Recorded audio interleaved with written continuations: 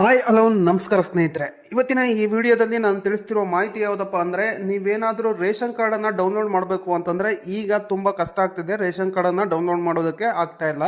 ನೀವು ಯಾವುದೇ ಗ್ರಾಮ ಒಂದು ಸೆಂಟ್ರಿಗೆ ಆಗಿರ್ಬೋದು, ಅಥವಾ ಕರ್ನಾಟಕ ಒಂದು ಸೆಂಟ್ರಿಗೆ ಆಗಿರ್ಬೋದು, ಅಥವಾ ಬೆಂಗಳೂರನ್ನಾಗಿರ್ಬೋದು, ಅಥವಾ CSC ಸೆಂಟ್ರ್ಗಳಿಗೆ ನೀವು ಹೋದರೂ ಕೂಡ ನಿಮಗೆ ರೇಷನ್ ಕಾರ್ಡನ್ನು ಡೌನ್ಲೋಡ್ ಮಾಡೋದು ಕಷ್ಟ ಆಗ್ತಾ ಇದೆ. ಸೊ ಹಾಗಾಗಿ ಇವತ್ತಿನ ಈ ವಿಡಿಯೋದಲ್ಲಿ ಅವರೆಲ್ಲರಿಗೂ ಹೆಲ್ಪ್ ಆಗಲಿ ಅನ್ನೋ ಉದ್ದೇಶದಿಂದ ಈ ವಿಡಿಯೋ ಮಾಡ್ತಾ ಇದ್ದೀನಿ. ಈಸಿಯಾಗಿ ನೀವು ರೇಷನ್ ಕಾರ್ಡನ್ನು ಡೌನ್ಲೋಡ್ ಮಾಡ್ಬೋದು. ಅದು ಯಾವ ರೀತಿ ಅನ್ನೋದನ್ನು ಈ ವಿಡಿಯೋದಲ್ಲಿ ತಿಳಿಸ್ಕೊಡ್ತಾ ಇದ್ದೀನಿ. ಹಾಗಾಗಿ ಸಂಪೂರ್ಣವಾಗಿ ನೋಡಿ, ನಿಮಗೆ ಅರ್ಥ ಆಗುತ್ತೆ. ಅದಕ್ಕೂ ಮುಂಚೆ ನಂದೊಂದು ಸ್ಮಾಲ್ ರಿಕ್ವೆಸ್ಟ್, ನೀವಿನ್ನೂ ನಮ್ಮ ಚಾನಲ್ನ ಸಬ್ಸ್ಕ್ರೈಬ್ ಆಗಿಲ್ಲ ಅಂದರೆ ಈಗಲೇ ಸಬ್ಸ್ಕ್ರೈಬ್ ಆಗಿ, ಹಾಗೆ ಪಕ್ಕದಲ್ಲಿ ಬರುವ ಬೆಲ್ ಐಕನ್ನ ಕ್ಲಿಕ್ ಮಾಡಿ ಫ್ರೆಂಡ್ಸ್. ಸೊ ನೋಡೋಣ ಬನ್ನಿ, ಯಾವ ರೀತಿಯಾಗಿ ನಾವು ಈಗ ರೇಷನ್ ಕಾರ್ಡನ್ನು ಡೌನ್ಲೋಡ್ ಮಾಡಬೇಕು ಅನ್ನೋದನ್ನು ನೋಡೋಣ. ಸೊ ಮೊದಲಿಗೆ ನೀವು ಈ ವೆಬ್ಸೈಟ್ಗೆ ಬರಬೇಕಾಗುತ್ತೆ. ನಾನೊಂದು ವೆಬ್ಸೈಟ್ ಹೇಳ್ತಾ ಇದ್ದೀನಿ ನೋಡಿ. ಈ ವೆಬ್ಸೈಟ್ನ ಲಿಂಕನ್ನು ನಾನು ಕೆಳಗಡೆ ಡಿಸ್ಕ್ರಿಪ್ಷನ್ಸ್ ಅಲ್ಲಿ ಕೊಟ್ಟಿರ್ತೇನೆ. ಸೊ ಅದ್ರ ಮುಖಾಂತರ ನೀವು ವೆಬ್ಸೈಟ್ಗೆ ವಿಸಿಟ್ ಆಗ್ಬೋದು. ಸೊ ವೆಬ್ಸೈಟ್ಗೆ ಬಂದ ನಂತರ ನೋಡ್ಬೋದು, ಮೊದಲು ಈ ವೆಬ್ಸೈಟ್ಗೆ ರಿಜಿಸ್ಟರ್ ಆಗಬೇಕಾಗುತ್ತೆ. ನೀವು ರಿಜಿಸ್ಟರ್ ಆದ ನಂತರ ನೋಡ್ಬೋದು, ನಿಮಗೆ ಈ ರೀತಿಯಾಗಿ ನಿಮಗೆ ಹೋಮ್ ಪೇಜ್ ಓಪನ್ ಆಗುತ್ತೆ. ನೋಡ್ಬೋದು ರೇಷನ್ ಕಾರ್ಡ್ ಪ್ರಿಂಟ್ ಸಿಗುತ್ತದೆ ಅಂತಾನೂ ಕೂಡ ಇದರಲ್ಲಿ ಇದೆ. ಸೊ ಇಲ್ಲಿ ಏನ್ ಮಾಡ್ಬೇಕಪ್ಪ ಅಂದ್ರೆ, ನೀವು ಈ ವೆಬ್ಸೈಟ್ಗೆ ಬಂದ ನಂತರ ನೋಡ್ಬೋದು, ಇಲ್ಲಿ ಸುಮಾರು ಆಪ್ಷನ್ಸ್ ಕೂಡ ಇದಾವೆ. ಸುಮಾರು ಅಪ್ಲಿಕೇಶನ್ಸ್ ಗಳನ್ನ ನೀವು ಒಂದೇ ವೆಬ್ಸೈಟ್ ಅಲ್ಲೇ ನೀವು ಆಗ್ಬೋದು.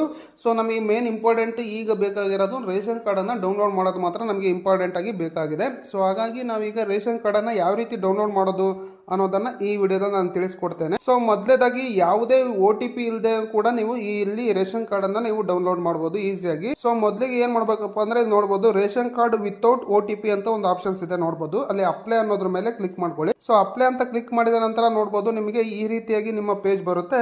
ಇಲ್ಲಿ ನೋಡಬಹುದು, ನಿಮ್ಮ ರೇಷನ್ ಕಾರ್ಡ್ ನಂಬರ್ ಅನ್ನ ನೀವು ಎಂಟರ್ ಮಾಡ್ಕೊಳ್ಬೇಕಾಗತ್ತೆ. ನಿಮ್ಮ ರೇಷನ್ ಕಾರ್ಡ್ ನಂಬರ್ ಅನ್ನ ಎಂಟರ್ ಮಾಡ್ಕೊಳ್ಳಿ. ಹಾಗೆ ಫ್ಯಾಮಿಲಿ ಹೆಡ್ ಅಂದ್ರೆ ನೀವು ಯಾವ ರೇಷನ್ ಕಾರ್ಡ್ ಅನ್ನ ಡೌನ್ಲೋಡ್ ಮಾಡಬೇಕು ಅಂತ ಇದ್ದೀರೋ ಅದರಲ್ಲಿ ಫ್ಯಾಮಿಲಿ ಹೆಡ್ ಯಾರು ಇರ್ತಾರೋ ಅವರ ನೇಮ್ ಅನ್ನ ಟೈಪ್ ಮಾಡಬೇಕು. ಅದಾದ ನಂತರ ಡಿಸ್ಟಿಕ್ ಅನ್ನ ಟೈಪ್ ಮಾಡಬೇಕು. ಅದಾದ ನಂತರ ನಿಮ್ಮ ತಾಲೂಕನ್ನ ಟೈಪ್ ಮಾಡಿ.